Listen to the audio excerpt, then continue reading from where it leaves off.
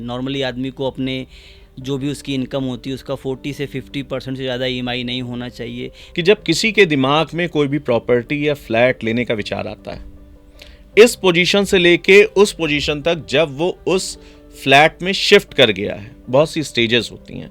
तो मैं चाह रहा हूं पॉइंट बाय पॉइंट आप उन स्टेजेस को बाइफरकेट कर दीजिए।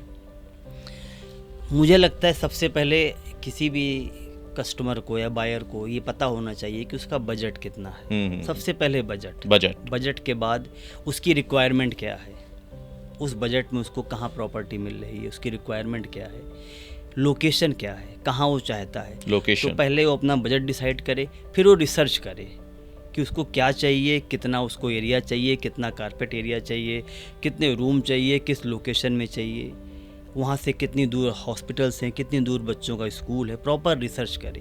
रिसर्च करने के बाद देखें कि जो उसकी रिसर्च में जो उसकी रिक्वायरमेंट आ रही है वो किन किन डेवलपर्स के पास, किन किन रियल एस्टेट कंपनीज़ के पास उस रिक्वायरमेंट की इन्वेंट्री अवेलेबल है, वो उनके पास जाए। फिर वो साइट विज़िट करे। केवल प्रॉपर्टी सुनना ही प्रॉपर्टी खरीदना नहीं, प्रॉपर्टी देखना भी प्रॉपर्टी खरीदना है। ठीक है। तो एक बार उसने रिसर्च कर लिया तो उसको जाना पड़ेगा, साइट विज़िट कर आए।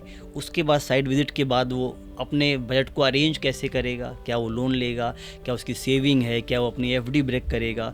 तो एक बार वो बैंक के पास जाए, अपनी बैंक की रिक्वायरमेंट को देखे। उसके बाद देखे कितना उसको लोन लेना है। जो लोन मिल रहा है पूरा लोन नहीं ले लेना है। नॉर्मली आदमी को अपने जो भी उसकी इनकम होती है उसका 40 से 50% से ज़्यादा EMI नहीं होना चाहिए। मेडिकल इमरजेंसी के लिए पैसे बचा के रखने चाहिए, स्कूल की एजुकेशन के लिए पैसे बचा के रखने चाहिए। तो उसके बाद वो अपनी बैंकिंग की सुविधाएं देखे कि मुझे बैंकिंग से कितना लोन लेना है, कितना मेरे पास सेविंग है। उसके बाद वो देखे कि भाई पूरी जो प्रॉपर्टी वो लेने जा रहा है उसका कितना जस्टेशन पीरियड है, 2 साल में चाहिए कि 3 साल में चाहिए, कब तक पूरा होने वाला है, रेरा है कि नहीं, डेवलपर प्रीमियम है कि नहीं, टाइमली पूरा करता है कि नहीं। इन सारी चीज़ों को देखते हुए उसको एक प्रॉपर्टी लेनी चाहिए।